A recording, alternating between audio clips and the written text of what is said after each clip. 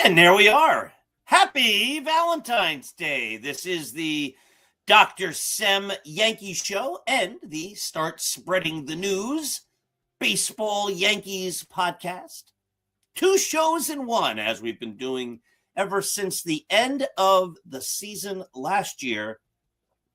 EJ and I are trying desperately to find some time. I'm maxed out. I tell you, I'm doing so many different things right now. I am so maxed out that just trying to find time when I have a moment to record, to find that same time with EJ for the Start Spreading the News show, not easy. It is not easy. But my dear friends, happy Valentine's Day. Welcome to the Dr. Sem Yankee Show. And let's make today a great day. How do you make your day great? It's simple. You look around, you find the good, you bring that good into your heart, and you cherish the good. There is always good. Sometimes we need to search to find it, but there is always good. If you can't find any good, well, then you have within yourself the ability to create good. You know, every time you decide to be less than good, to be less than kind, to be less than empathetic, to be less than caring, to be less than understanding, to be less than loving, you are making that choice. But when we give love and compassion and empathy and understanding, we make the world a better place. One person at a time, each of us individually, we make our worlds better. And then the hope is that the people around us work to make their worlds better. One person at a time. Find the good, cherish it, appreciate it, and spread it forward. That's how you make your day great. Remember, when you give love, and this has been true, I have seen this throughout my entire life. When you give love, and after all, it's Valentine's Day. When you give love, it comes back to you in greater amounts than you ever gave. Now, that's not why you give it. That's not why you work to be a good person. You work to be a good person because it's the right thing to do. But when you do the right thing, not every day, not always, not every minute, but by and large, you make everything better. Take a sad song, as the Beatles once said, and make it better. And since we're in a Beatles mood all of a sudden, all you need is love. And love is all you need. In the end, the love you take is equal to the love you make. But I say the love you take is greater. The Beatles said equal to. I say it's greater than the love you make. So welcome to the Dr. Sem Yankee Show. Remember, when we talk about the Yankees, when we write about the Yankees on Start Spreading the News, the greatest singularly Yankees site out there, nobody does Yankees coverage as well as us. That's just a fact. We are the best. Go to startspreadingthenews.blog and you'll see that. We've been doing this since 2017. We have a tremendous staff of writers, including, myself. And we understand baseball on a level and write about it on a level that's really unmatched anywhere else. Along with the consistency of high quality and the fact that we give articles every single day. And except for a very short break we took at the end of January and into early February, we put out at least 3 articles every single day. We are amazing. Check us out. But when we write about the Yankees, we write about what we feel to be true. And one of the beautiful things about the site is the writers, every single one of them, is allowed to write his or her opinion. There's no grand editor. It would be me. I'm the CEO. What would my title be? The editor-in-chief of Start Spreading the News. I never tell anybody what to write. They can disagree with me every day of the week, and I can disagree with them. But by and large, oftentimes, there's a lot of agreement among the writers. And now we are in spring training. Spring training. The players are there. They're lining up. They're exercising. The team is starting to gel. And it is funny, and I've made this comment many times. Most people who know me say that I'm one of the most optimistic people they've ever met. Paul, you're always happy. You always find the good. And I do. I live my life that way. I work hard to make each day a great day. Not just for myself, but for the people around me. I try to build people up. And one of the frustrations I have as a Yankees fan, because I'm also honest, I tell the truth, I share things as I see them, is I often don't see a lot to be excited about. The way the Yankees run their organization, and I've gone through this 400 million times, so I'm not going to do it today. But the way they run their organization, there's not a lot to be excited about if you feel, as I do, that the Yankees should be competing every single year for a world championship.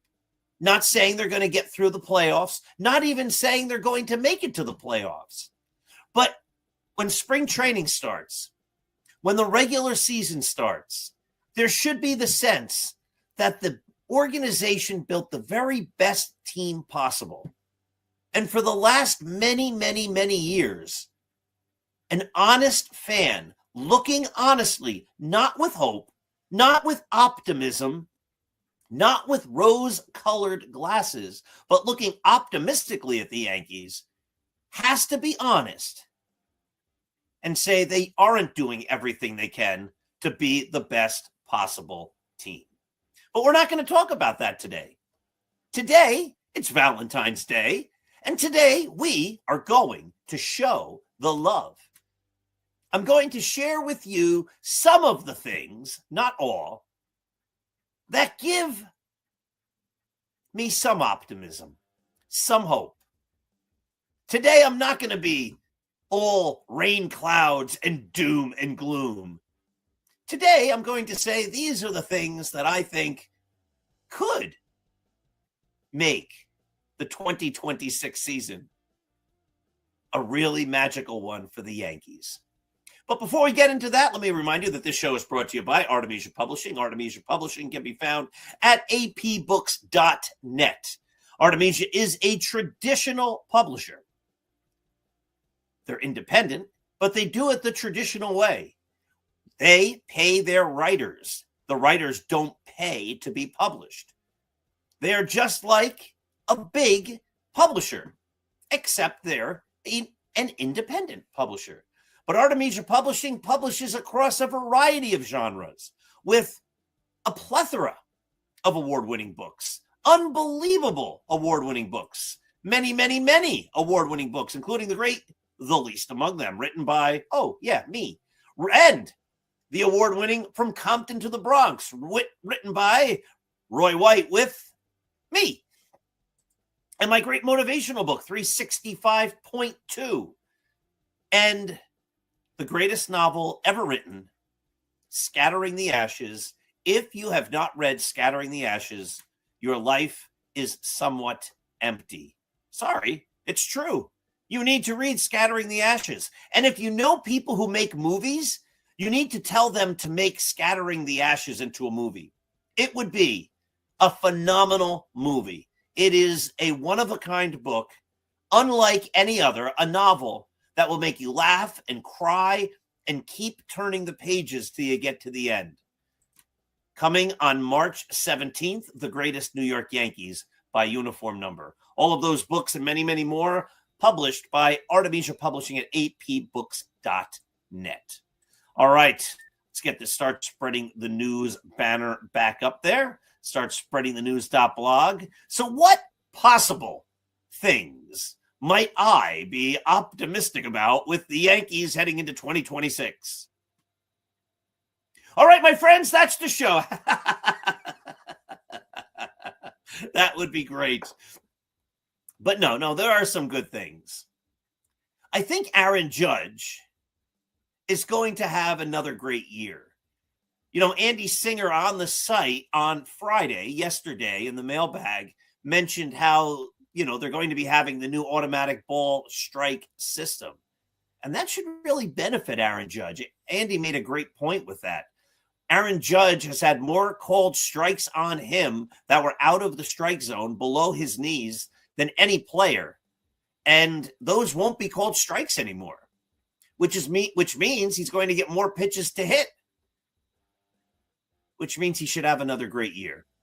So, boy, oh boy, earth-shattering news. The greatest hitter of his generation is primed to have another great season. And I think that's fair. I'm very optimistic about Ben Rice. I think Ben Rice really could have a terrific, magical year. How is number 35? How does 35 sound? 35 homers. Jazz Chisholm is going to be a free agent at the end of the year. A couple of years ago, we said maybe Gleyber Torres has a big year in his free agent year. It didn't happen. But maybe Jazz does. Wow. What else is there to be optimistic about? You know what I'm optimistic about? I'm optimistic about Paul Goldschmidt. Not as a baseball player, but as a veteran presence on the bench, in the dugout, in the clubhouse. Someone who brings a high quality of veteran leadership to the club. I'm optimistic about that. I'm optimistic about Max Fried.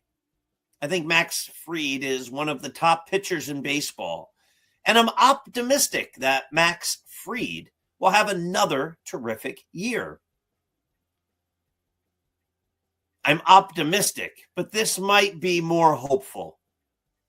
I'm hopeful, bordering on optimistic, that David Bednar is going to be a top closer in the league, that he can be a lockdown, close the door, end the game closer for the Yankees. I'm optimistic that Cody Bellinger will have a solid season. That's all the Yankees really should be able to expect from him. A nice, well-rounded season where he hits for a good enough average, where he hits a decent amount of home runs, where he drives in a good amount of runs, and where he plays above average defense, whether that be in center field, in left field, in right field, or at first base. Now, I could tell you a lot of things I'm not optimistic about, but it's Valentine's Day, and I said today was the day we were going to stay positive. So among the things about the Yankees, those are the things that I am optimistic about. I've often said I'm bordering on being not optimistic, but I just need to clarify because, again, I have to be honest. And, some people start spreading the news and try to find pieces of sentences or things I might have written that I didn't really write. When I'm wrong, I write that I'm wrong. I don't have to get into all that, but I have to be careful that when I say things that people don't take what I'm saying out of context. Oh, you really believed, you were sure of this. I heard it on your podcast. So the clarification is, I wish the Yankees would head into every season not necessarily looking at the competition and saying we only need to be better than those mediocre to average to maybe slightly above average teams in order to sneak into the playoffs. And if we get into the playoffs, anything can happen. We might even be able to win some short series. We might even be able to win the World Series. That's been their approach for a long time. It's an approach that doesn't excite me at all. I've said many times, we should expect greatness from the Yankees. We should expect excellence, which is what we should expect from everybody who's in our lives, especially those people like the Yankees who we pay for and who give us a service or entertain us. Think of your favorite actor, Stallone. There might not be a bigger Rocky fan than me. Have I watched every Sylvester Stallone movie? Have I seen Rhinestone? No, that looks terrible. Even though I'm a big fan of Stallone, I don't watch every movie he's ever made just because I'm a fan. I watch the movies that he made that I think will be entertaining, that should be excellent. And when they're not excellent, like Rocky V, I'm disappointed. And I feel like I wasted my time and my money. So you can be a fan and expect excellence and be disappointed when excellence isn't achieved. But we should expect excellence from our mechanic, our mail carrier, the fire department, the police department, the school district, our doctors, our lawyers, our accountants, the people who write articles on websites that we read, like Start Spreading the News. All of those things, we expect excellence. And so we shouldn't expect or accept less than that from the Yankees. So that's the background. That's the qualifier. Just when people say, oh, you changed your position. No, I haven't. Not on this. The Yankees should always be striving to be the best. But the reality is the American League's not all that terrific. It's not all that competitive. You don't have to be great. I'd rather the Yankees work to be great. But you only have to be a little better than pretty good. And the Yankees should be a little better than pretty good. There's hope that Carlos Rodon and Garrett Cole come back from injury. There's hope that Austin Wells starts to hit.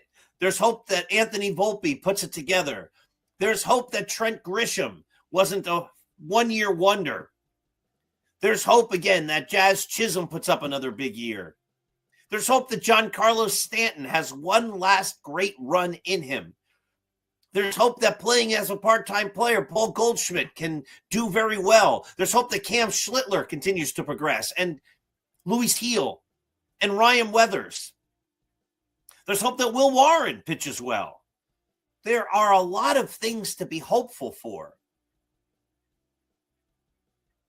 And if even some of them come true, there is the hope that the Yankees should compete, or at least could compete, because the rest of the league isn't super terrific.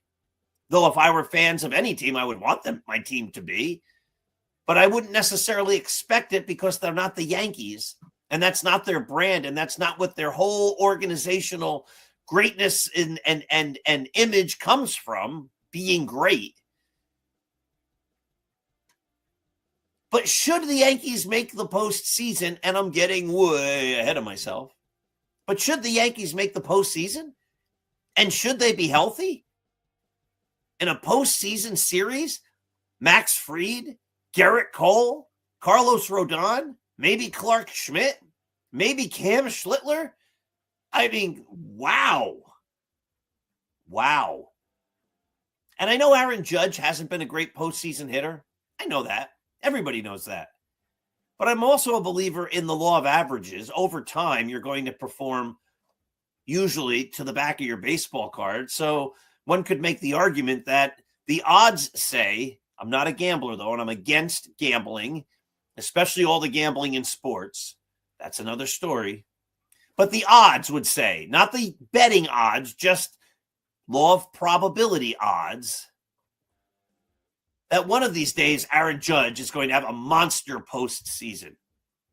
And just maybe that could be this year. And if it is, maybe, just maybe, the Yankees could have greatness. Now, I've mentioned this many times. Recently released, West Point at Gettysburg, one of 3 volumes. The other 2 are not published yet. They will be published. But West Point at Gettysburg, Volume 1, A through G, has been published. And you can get a copy of that on Amazon. It's all over the place. But if you want to go to the publisher, another great publisher directly, you could go to sunburypress.com. The great James McPherson, probably the greatest living Civil War author in America, in the world, the most respected, one of the greatest Civil War writers of all time, praised my book.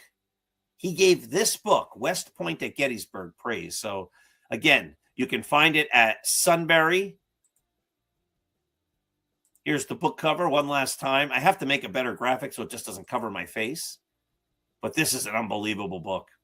Tells the story of every single West Point graduate, A through G, it's volume 1, who fought at the Battle of Gettysburg.